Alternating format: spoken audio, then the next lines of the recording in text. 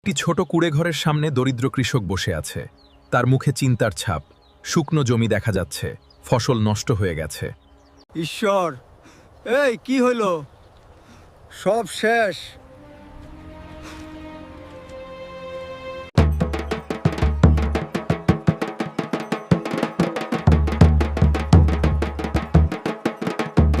হে মহাদেব, আমার কাছে কিছু নেই, শুধু তোমার নামই আমার ভরসা।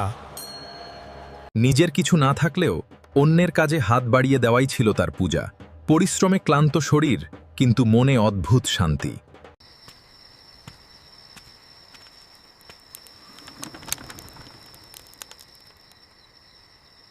ওম নমঃ শিবায়া, ওম নমঃ শিবায়া।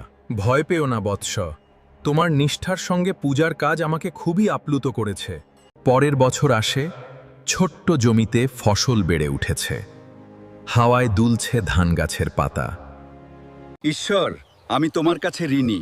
এই সোনার ফসল দেখে আমার বুক জুড়িয়ে গেল। এমন ফসল তো কখনো দেখিনি।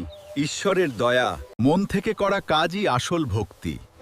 অন্যকে সাহায্য করাও পূজা। ধৈর্য ও বিশ্বাসের ফল মেলে।